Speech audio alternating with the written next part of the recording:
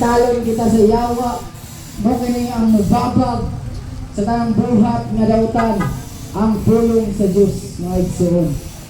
Unang kinahanglan ato kinintun-an adlaw gabi aron kita magmauswagon sa atong kinabuhi. No? Dili kita dali matintal sa mga pagsulay sa yawa, mga igsoon. No? Kaya nagingon ang pulong sa Ginoo sa Hosea 4:6, nangalaglag ang akong katawhan tungod sa kakulang sa kahibalo. No? Ang katawhan sa Dios nangalaglag, nahilad sa yawa, nagmasakiton, nagmaluyahon, ang uban nangamatay tungod kay kulang sa kahibalo, may tungod sa Dios. Muna mga igsoon, mamati kita sa pulong sa Diyos. Kaya kung ikaw mamati sa pulong sa Diyos, ang pulong sa Diyos maghatag kinig kinabuhi, maghatag kinig kaalam, maayong panabot, ug mahibalo ka sa husto nimong pagabuhaton. Muna igsoon, nga mo kini ang tingog sa balaang Espiritu Santo, ang pulong sa Diyos. No?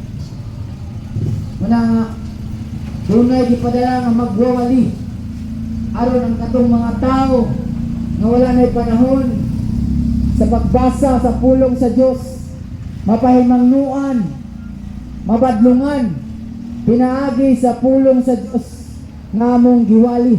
No? Muna igsoon, nga nagingon ang pulong sa Ginoo sa unang Timoteo 2:4, nga buot sa Dios ang tanang tao maluwas o mahibalo sa kamatuoran. Gusto sa Dios nga ang tanang tao maluwas o mahibalo sa kamatuoran. Kaya nagingon ang pulong sa Ginoo sa Roma 3:23, nakasala ang tananog na hilayo sa himaya sa Diyos. No? Kita ang tanang tao makasasala at ubangan sa Diyos. No?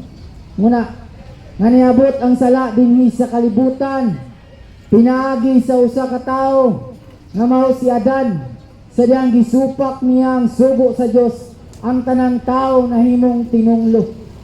Nakaambit sa kinaiya sa yawa, muna kanunay sa tao dautan, no? Tungod kay gituman ni iba ang sulti sa bitin nga maong yawa, no? Gitintal siya, gisupak nila ang sugo sa Dios tungod sa ilang tinguha, no? Ngalami kuno kanon, no? Giilad sa yawa si iba, pinaagi sa iyang mga mata. Muna igsoon, na kinahanglan tang magtuon sa pulong sa Ginoo aron masayod kita ag unsay kabubuton sa Dios. Nagingon ang pulong sa Ginoo sa Roma 6:23, ang bayad sa pagpakasala mao ang kamatayon. Ang bayad sa pagpakasala, igsoon, mao ang kamatayon. Nagingon ang pulong sa Ginoo sa Roma 6:23. Muna, apan ang gasa sa Dios kinabuhing walay katapusan nga naa kang Kristo Jesus nga atong Ginoo. Ang bayad ay sa pagpakasala, igsoon, kamatayon. Apan gipakita sa Dios iyang pagdugma kanato. Kaysa makasasala pa kita, nagpakamatay si Kristo alang kanato. Si Kristo gilansang dito sa cross tungod sa atong mga sala, aron kita mahinluan sa atong mga sala, mga igsoon.